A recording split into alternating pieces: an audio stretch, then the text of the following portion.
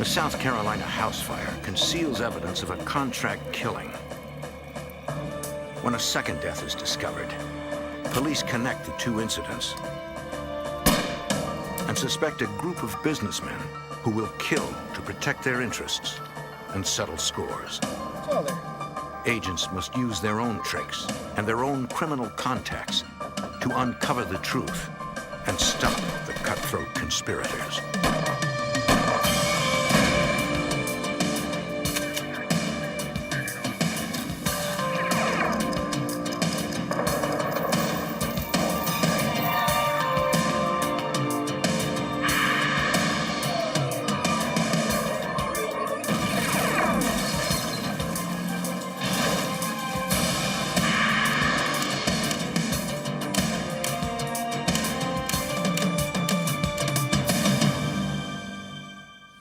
Murder for hire is a complex crime.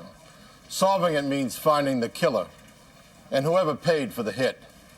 In South Carolina, a death first route accidental was no accident. But that was just the beginning. I'm Jim Kallstrom, former head of the FBI's New York office.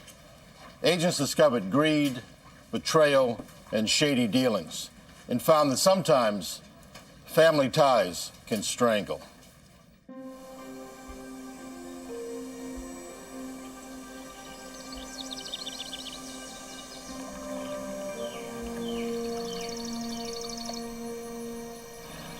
Florence County, South Carolina, lies at the heart of the state. An area where farmland meets swampland. And the working poor live side by side with the wealthiest families. Most residents of the small town of Olanta lead quiet, rural lives, 25 miles from the city of Florence. But in the late 80s, a hidden danger began to disrupt the quiet.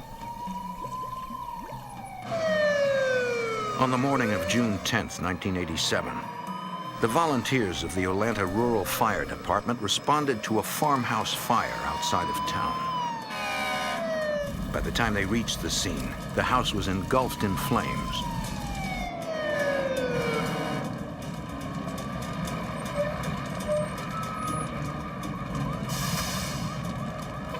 It was the home of William Graham, a wealthy tobacco farmer well known in the small community.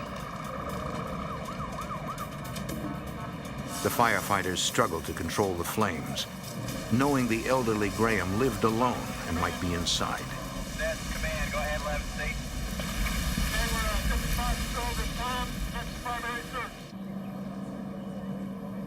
After 90 minutes, they finally extinguished the blaze.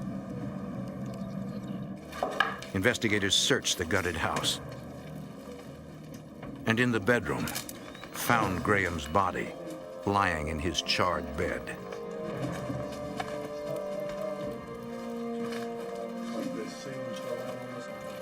After the body was removed, arson investigators searched for the cause of the fire. Burn patterns showed it began there in the bedroom. Chemical tests on the furniture, floor, and walls indicated that no accelerant was used to fuel the blaze.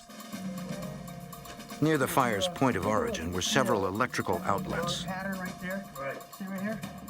The investigators believed it had been an electrical fire caused by faulty wiring in the farmhouse. They ruled the blaze accidental. At autopsy, a pathologist noted massive burn injuries and evidence of smoke in the victim's lungs. Deciding there was no need for x-rays, he concluded Graham's death was a result of asphyxiation due to carbon monoxide poisoning.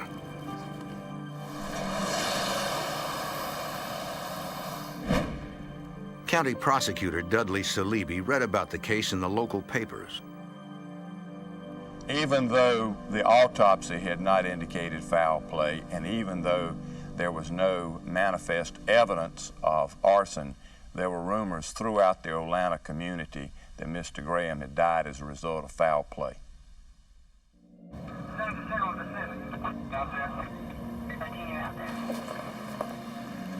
Sheriff's investigators followed up on the rumors, interviewing Graham's neighbors and friends. Some mentioned Graham had lately become paranoid about a murder plot against him.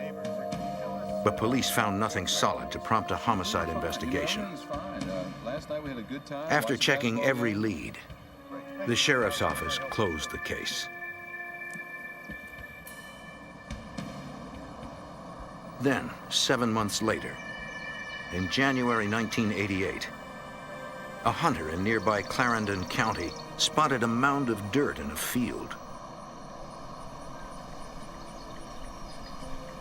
Checking it out, he made a grim discovery: human remains. He called police.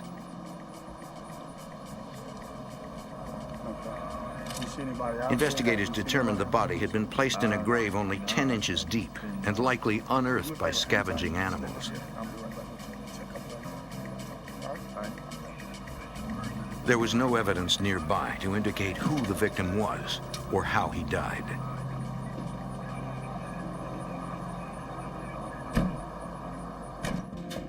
The pathologist used dental records to identify the victim as Darnell Rhodes, reported missing a month earlier.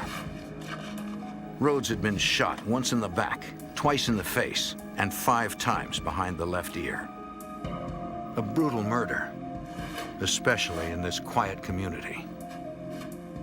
At the time, no one had any reason to connect it to the farmer's fiery death 7 months earlier.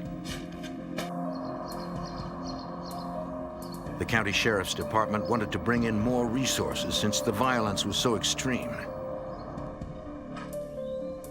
So they called the South Carolina Law Enforcement Division, known as SLED. Lieutenant Gary Martin, one of the investigative experts at SLED headquarters in Columbia, knew to be ready for anything. Always expect the unexpected. Things aren't always the way they appear, and there can always be additional circumstances involving a case.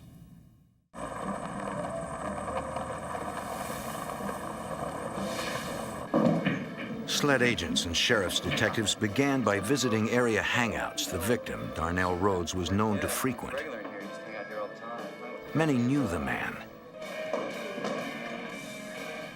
and said that around the time of his disappearance, Rhodes was usually seen with a friend named Charles McCrae. The rumors were that Rhodes and McCrae were professional henchmen committing crimes for wealthy businessmen in the area. Investigators wanted to know who these men were, but no one would offer any names. Numerous people in the Atlanta community stated that they had seen Charles McCrae with Rhodes the day before he was reported missing. Investigators learned that after Rhodes went missing, McCrae hinted that he had killed him. To get the truth behind the rumors, investigators needed to talk to Charles McCrae.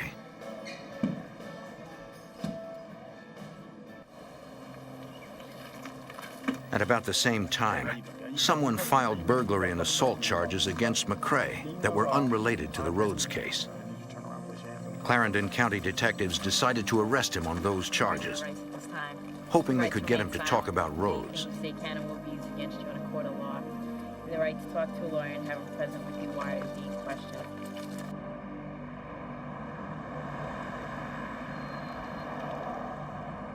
At SLED headquarters, investigators explained the witness statements they had regarding McCrae discussing the murder of Rhodes. You want to relate that to us right now? The suspect said he might be willing to cooperate if he could protect 2 family members who helped him after Rhodes was dead, according to SLED agent James Gamble. He said his nephew had helped him dispose of the body and that he used his sister's automobile and that he didn't want his family being involved or accused of any part of this murder because they were not guilty. We'll do whatever we can to keep them from being involved. When they agreed not to prosecute the others, McCrae admitted to shooting Rhodes to keep him quiet. He explained Rhodes had been talking to people about the murder of tobacco farmer William Graham. Initially, the response from law enforcement was, no, there's no indication that that was a homicide. But then he gave them information which indicated that it was a homicide and which reopened the entire investigation. McCrae claimed he had been hired to kill Graham and burn his house down. He said he broke into Graham's home late on the night of June 9th, 1987.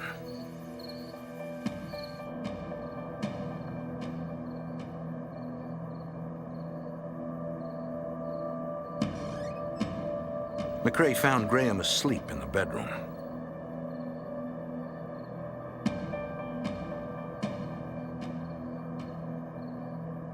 He used a small caliber handgun, point blank behind the ear. McCrae stole the pistol Graham kept for protection.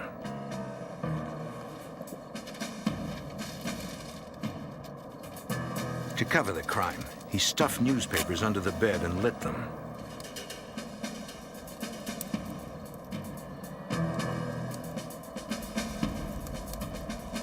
As he left, he turned the lights on to make the growing fire less noticeable from a distance. McCrae sold both the gun he stole and the murder weapon to a friend. The agents asked who put him up to the killing. At first, he was afraid to say. Did these two guys tell you why they wanted you to kill William Graham? But eventually, he cracked. McCrae said it was two men, Bill Prince and Larry Marshall, business partners of Graham. Prince and Marshall hired him through an intermediary. Hey, what's up? Okay, I got this old guy, William Graham. It's gotta look like an accident. Okay, fire, I'm thinking. Yeah, I can do that. All right. They offered him $20,000 for the hit.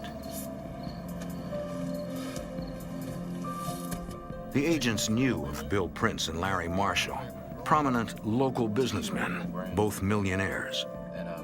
They also knew that if they went up against the pair before a local jury, they would need more than McCrae's word to prove a murder conspiracy. And they worried Prince and Marshall might get to McCrae and make him change his story. On April 18th, 1988, 10 months after William Graham's death, agents secured a warrant to exhume the tobacco farmer's body. Law enforcement needed to look for evidence that somehow escaped them the first time, that Graham had been shot to death.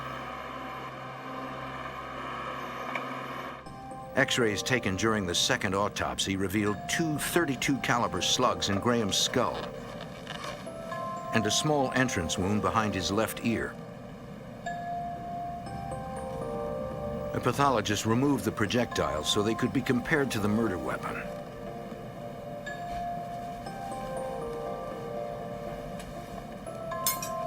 Sled agents recovered the gun McCrae sold to his friend. Ballistics examiners noted similarities between the grooves etched into the slugs and those in the pistol's barrel. They determined that gun could have fired the bullets that killed Graham. More evidence implicating Charles McCrae. But investigators also needed evidence on the men who allegedly hired him. Graham's former business partners, Larry Marshall and Bill Prince. Prince's involvement with the victim went well beyond business. Graham had been his father figure. Bill Prince had been raised by William Graham from the time he was a teenager. They became business partners, and as a result of being business partners, they took out a $500,000 insurance policy out on each other. Prosecutor Salibi worked with the sled agents developing the insurance motive. We found out that Mr. Prince had contacted the insurance company many times immediately after Mr. Graham's death, wanting to know how quickly he could collect the proceeds. In fact, he even volunteered to fly up to where the company was located and collect a check. Investigators learned that Bill Prince made $500,000 off William Graham's death. Prince had also tried to control Graham's burial proceedings. We talked with the funeral home that handled Mr. Graham's burial and found out that Mr. Prince had offered to pay for the burial if the body was going to be cremated, which of course would probably have destroyed the evidence of the projectiles that were still in his corpse.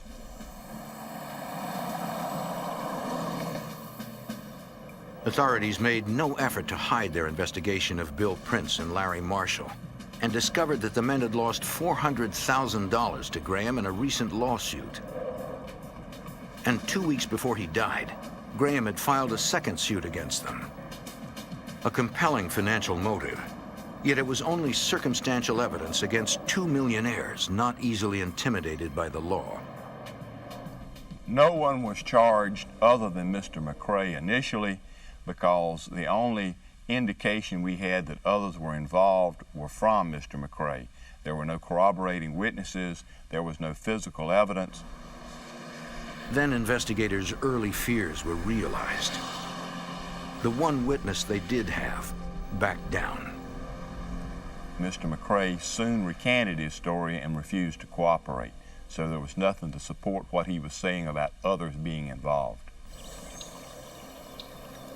Perhaps someone had gotten to McCrae and convinced him not to cooperate. In any case, investigators needed a new break in order to pursue Prince and Marshall.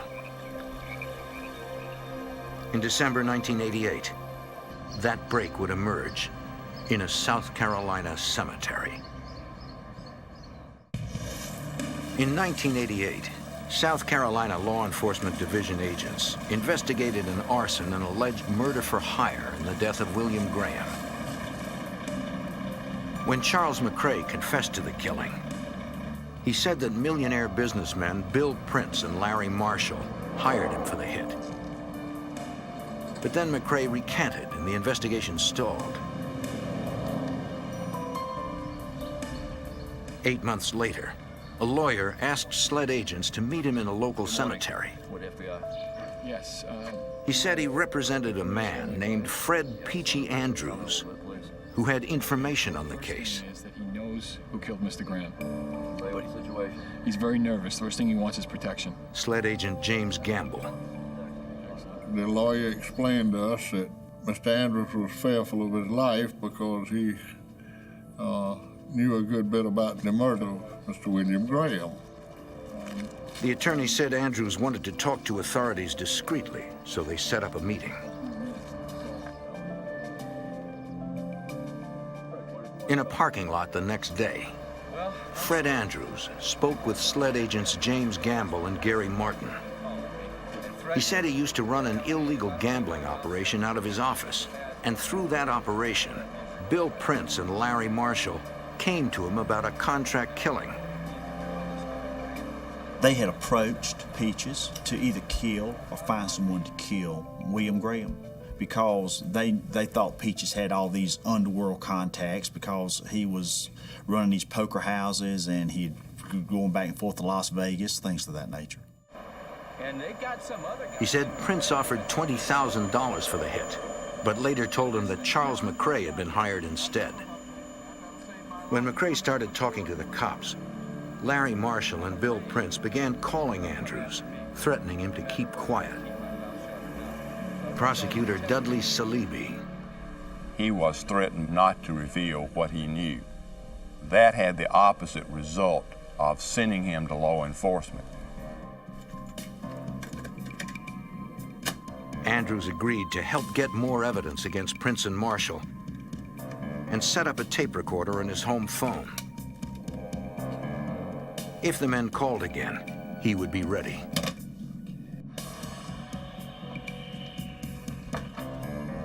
It wasn't long before Bill Prince did call.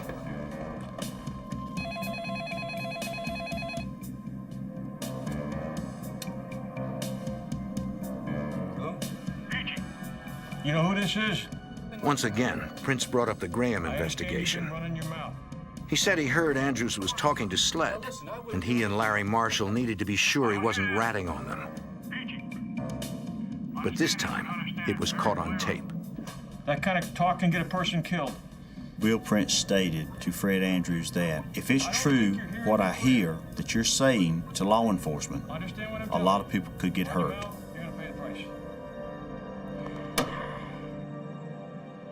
To me, that implied that for his own safety, he should not cooperate with law enforcement. It appeared Prince was willing to kill his father figure for money, and any witness against him to keep them quiet. Sled agents and prosecutors put together their case against Prince and Marshall. They had the original statement of the alleged hitman Charles McCrae, physical proof that Graham had been shot to death, the statement of Fred Andrews that Prince and Marshall ordered the murder, and the tapes of calls threatening Andrews not to cooperate with police in the investigation. We gathered all the information that we could. We went to the Florence County Grand Jury, presented the case, and they were indicted for the death of William Graham. Investigators secured arrest warrants for the two businessmen. On April 6, 1989, deputies and agents arrested Bill Prince outside a real estate office. He was charged with solicitation of murder, conspiracy, and accessory before the fact of murder.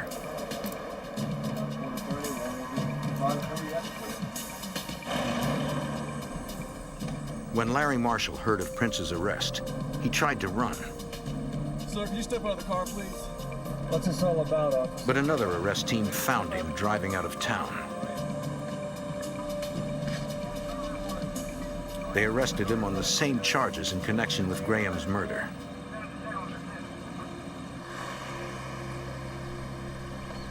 On May 6, 1991, at the Florence County Courthouse, the trial of Bill Prince, Charles McCrae, and Larry Marshall began. What conversation did you have with Mr. Prince? The state's key witness was Fred Andrews. He said someone needed to be killed. And he said that man was William Graham. He testified about Prince and Marshall approaching him about killing Graham, and then threatening him after McCrae was arrested. 20,000. Yes, sir. Thank you. No more questions for this witness, Your Honor. You may step down. The jury heard about the two businessmen warning Counsel, Andrews calling not next to witness. talk to police about the murder. No further witnesses at this time, Your Honor. So noted. On May 14, 1991, the local jury convicted Bill Prince and Larry Marshall of accessory before the fact and solicitation of murder. They also found Prince guilty of murder conspiracy, but it wouldn't last. The jury convicted Charles McCrae of burglary and conspiracy. But then, surprisingly, they acquitted him on the murder and arson charges. You may approach. Attorneys for the millionaires jumped at the apparent legal contradiction. They argued that since McCrae was acquitted of Graham's murder, their clients should be granted new trials. The judge agreed, overturning the jury's verdict, and released Prince and Marshall on $100,000 bond. The Florence County Solicitor's Office appealed to the state Supreme Court, asking that the guilty verdict stand. After 2 frustrating years of delays, the South Carolina Supreme Court delivered its opinion in December 1993. The court granted Larry Marshall a new, separate trial, citing insufficient evidence against him alone, showing intent to have Graham killed. Prosecutors decided not to pursue a new trial. There was more evidence showing Bill Prince actively sought a hitman to kill Graham. To the Supreme Court, Prince did order the murder. Legally, it did not matter who carried it out. Ultimately, South Carolina Supreme Court upheld Mr. Prince's convictions for conspiracy, for solicitation, and accessory before the fact of murder, which carries a life sentence. Prince's bond was revoked on August 29, 1994. Miss Prince. A team of investigators went to his home to take him into custody.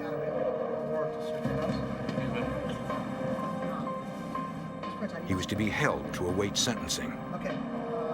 But his wife said he had been gone for days. Agents searched the house but found no sign of him or where he went. Prince's truck was also missing, and investigators learned he had liquidated $190,000 worth of property.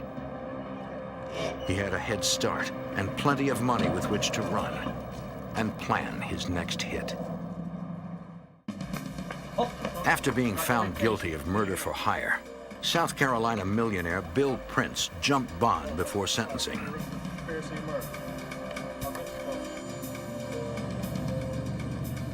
Days later, a South Carolina state trooper responded to a call about an abandoned vehicle. When he ran the plates, he learned it belonged to the fugitive, Bill Prince. It was sitting by the woods near Lake Santee, South Carolina, on the way to Georgia. Two major interstates, 95 and 26, intersect in the area. An easy escape in any direction. Same license plate. Believing Prince had fled the state, authorities contacted the FBI field office in Columbia, South Carolina.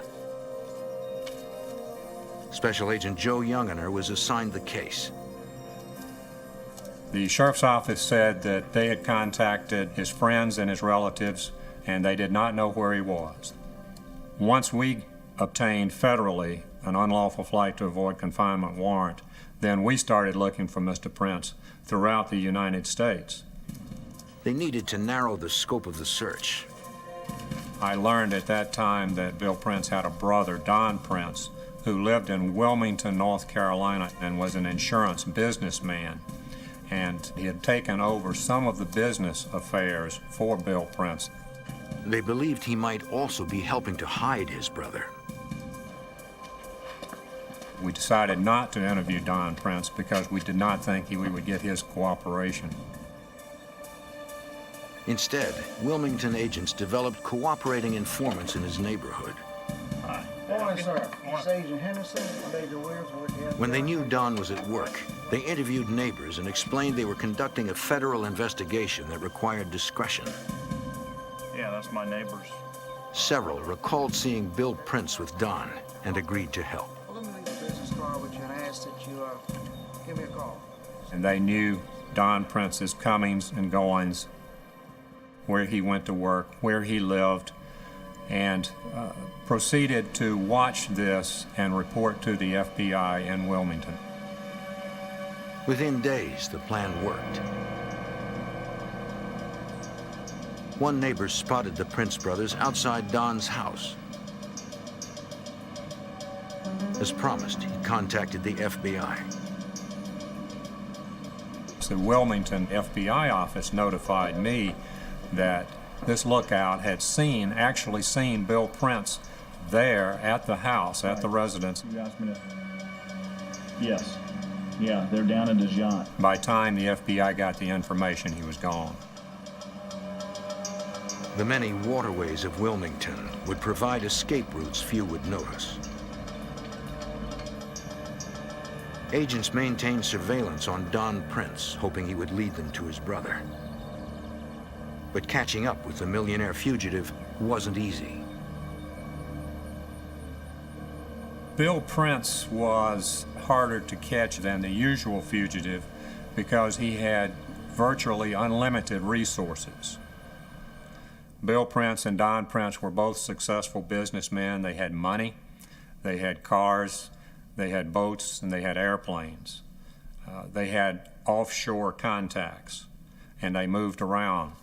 And once Bill Prince was able to solicit his brother's help in hiding him, this caused it to be a more difficult fugitive case. The FBI received information that Bill Prince may be in Puerto Rico, may be in the Bahamas, he may be in Wilmington, North Carolina, he may be in Florida. Agents responded to every reliable sighting in these areas accessible by boat and small plane. But each time, Bill Prince was gone when they arrived. Soon the FBI learned Bill's brother Don was doing more than hiding him.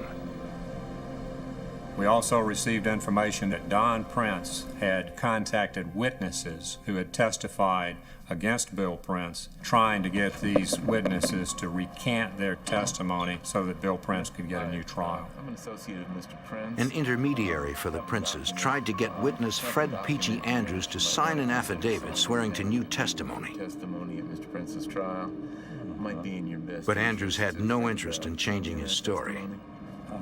I don't want to sign anything that has anything to do with any of you guys. You got that? It really might be in your best interest. You need to take a look at this. Yeah, I hear you. His testimony would stand. But Don Prince convinced 20 other witnesses against his brother to sign the affidavits. Andrews was the holdout.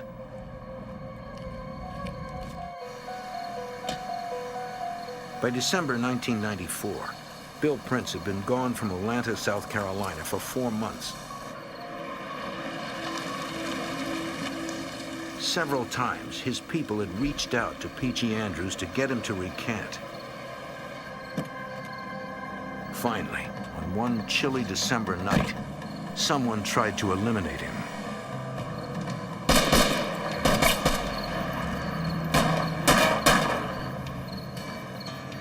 Peachy informed the Florence County Sheriff's Office that someone had shot at him at his residence. This was a consequence, we suppose, of him testifying against Bill Prince. However, no one was ever captured, no arrest was ever made. After the attack on Andrews, Larry Marshall came to the FBI asking for protection, fearing Prince would have him killed. Agents needed to find the fugitive before anyone else in the community got hurt. The FBI developed an informant close to Prince who was afraid to be seen talking to cops. So they slipped him the phone number to a dedicated answering machine at the field office, asking him to leave any tips he had on the machine. In August 1995, the informant called in. Hey, I got a number for him. It's a pager. 423-555-2769. The pager's billing address was a motel room in Knoxville, Tennessee. The Knoxville FBI office sent a surveillance team to the motel.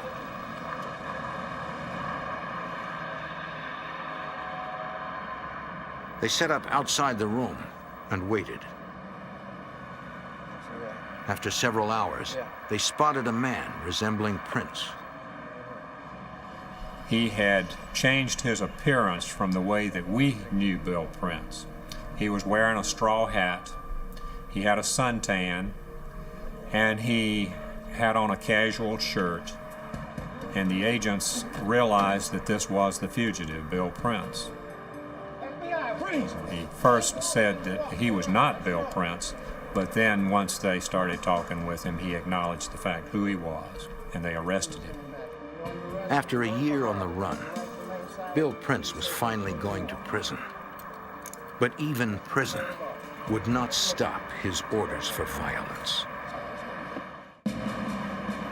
After 52-year-old millionaire fugitive Bill Prince was captured, he was sentenced to life for murder for hire at the Lee Correctional Institution in Bishopville, South Carolina. Bill Prince would not be eligible for parole until he was 72 years old. His brother Don often visited. At the time, the convict was allowed unmonitored visits.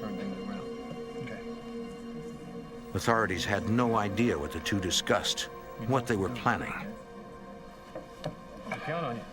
They only knew that Bill Prince wanted out and that his attempts to get a new trial had failed.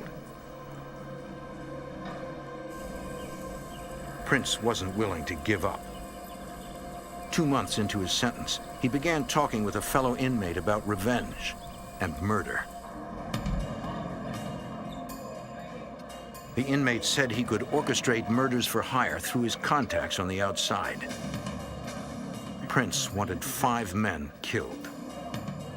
Fred Andrews, the main witness against him. Larry Marshall, his former co-defendant. Agent James Gamble, who helped put him away. An elderly man on whom he held life insurance.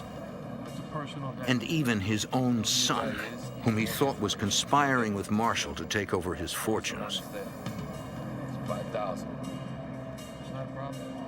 But Prince made a critical mistake. That inmate was an informant for the FBI. He worked for Special Agent Rob Weisenhofer of the FBI's Columbia, South Carolina field office. Having informants in the prison system is almost as important as having them out on the street. It's paramount to have as much information coming out of the prison system as we can get, so it's important to maintain good contact inside. And they talk to the other inmates in the institution. A lot of times we'll find out what happens from talking to an inmate source. The source told Weisenhofer about Prince's request for 5 contract killings. The story was something that was hard to believe because it was so incredible and something that you'd really see on television or read in the paper, but not really an everyday thing. Weisenhofer spoke to Special Agent Joe Youngener in Florence to ask about Prince's history. Joe right away said, that all fits with everything that's happened, and I would not doubt that this guy's trying it again.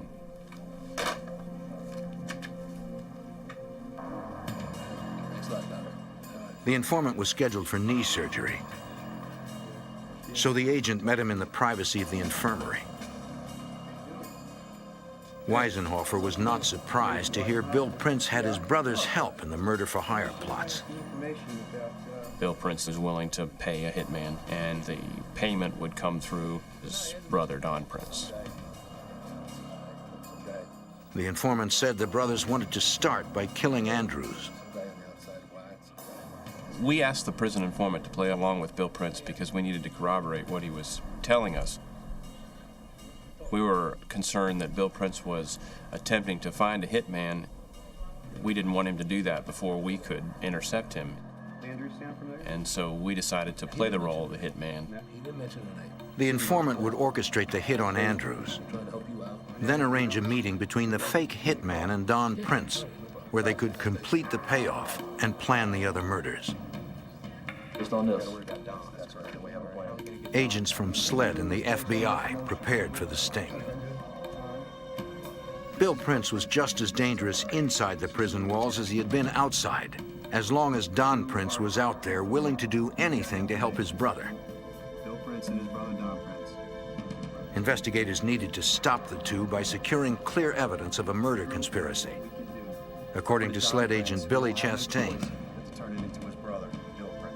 Bill and Don Prince were not only brothers, they were true partners in crime.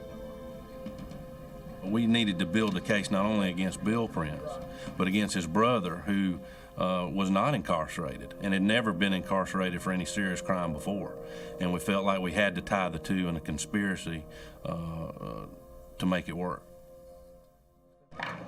the informant met with Prince and told him he had found a man for the job.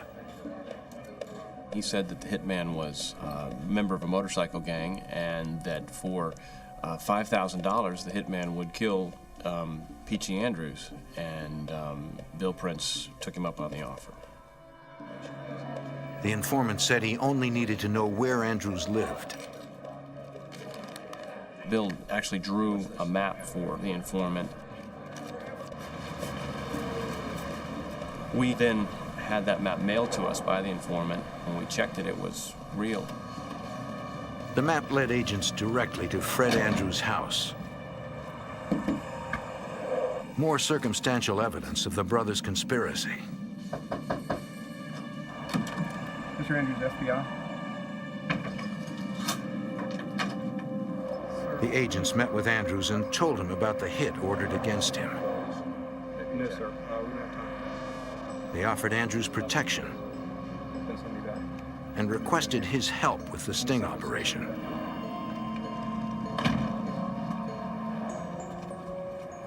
We needed something that would spur a conversation between the informant and Bill Prince, and we decided that the way to do that would be to tell Bill that the hit had taken place. Andrews agreed to help provide proof he had been killed. Agents staged a photograph of Andrews as the apparent victim of an execution. They would get the photo to Bill Prince with the story that the hitman took it after the murder. Then Andrews would go into hiding, further supporting the story of his death. At the prison infirmary, agents gave the photo to their informant. They also wired him for his meeting with Prince. They wanted to get Prince on tape, making arrangements to pay the hitman through his brother. So far, they had very little incriminating Don Prince. We had to prove to Bill that the murder had indeed taken place, so he can pass that along to his brother, who was really the hidden man in this whole deal, because he was slick and he always worked under the table. The informant met with Bill in the prison yard, handing off the staged murder photo. But there was a problem. Prince said he did not believe it was Peachy Andrews in the photo, claiming his beard looked different. Yeah, with that. I can't see what it is. That's what that looks like. One more complication in a frustrating case.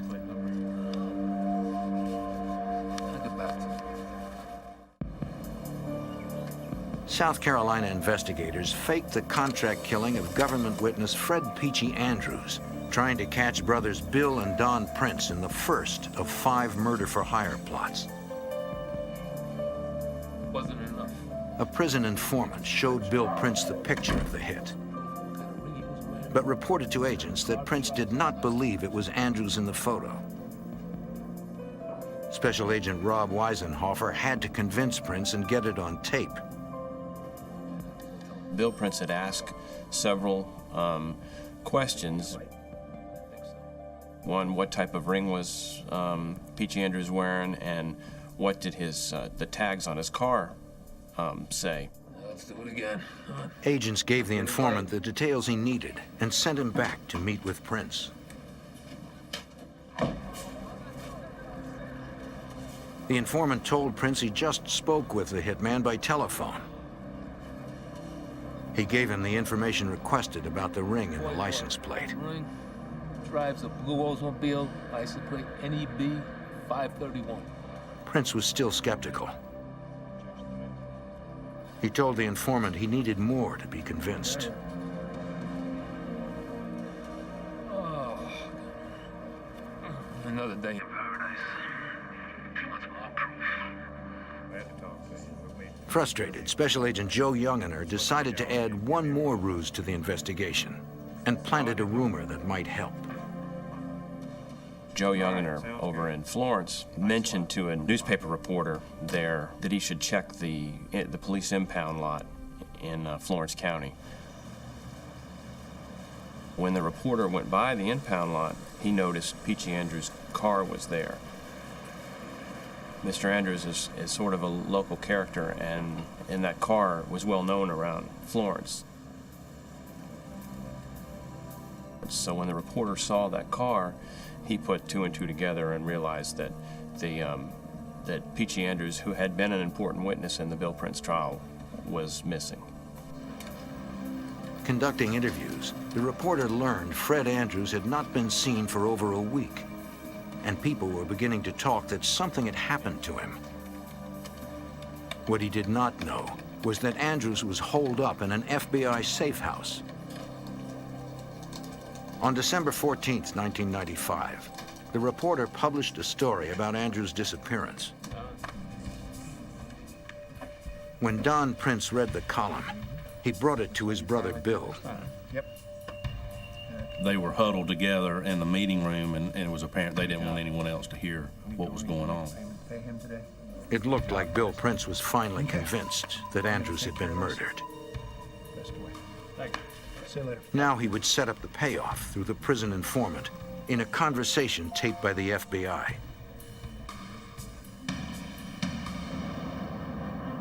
Don Prince left the institution and traveled on I-20 to a rest area about 65, 70 miles from Lee Correctional Institute, where he was told to look for a biker-type individual at the picnic area. That biker type was in fact a SLED agent. We had placed the undercover agent out at a table by himself so he'd be away from any traffic. We weren't sure how Don Prince was going to react when he was arrested, and we'd heard he always carried a gun. Other agents watched from nearby to videotape the meeting and make the arrest. The rendezvous time was 5 p.m. The prearranged code was for Don Prince to ask directions to Turbeville, a town across the state. At 5:20, the subject pulled up.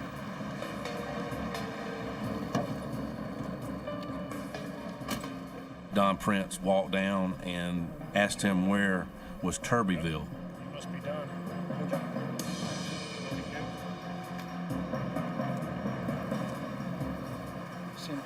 Special Agent Weisenhofer posed as a motorist using the telephone. It's all there. Agent Chastain and the others prepared to move on his signal. Our code was when Special Agent Weisenhofer dropped the phone, then everybody would approach Mr. Prince.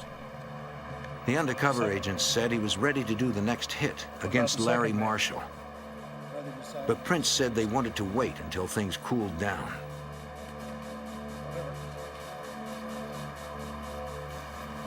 We'll be in touch. Special Agent Weisenhofer dropped the phone and confronted Prince. As I arrived, Don Prince put his hands up initially and put his left hand toward his pocket. And at that time, I brought him down to the ground, and then we effected the arrest. Come on, buddy. Back here. Come on, man.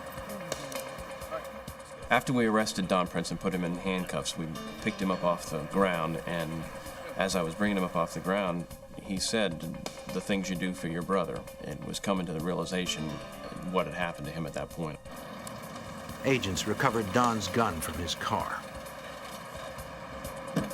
His brother Bill was expecting to hear the payoff had taken place, but instead would soon learn Don had been arrested, and their days of ordering contract killings were over.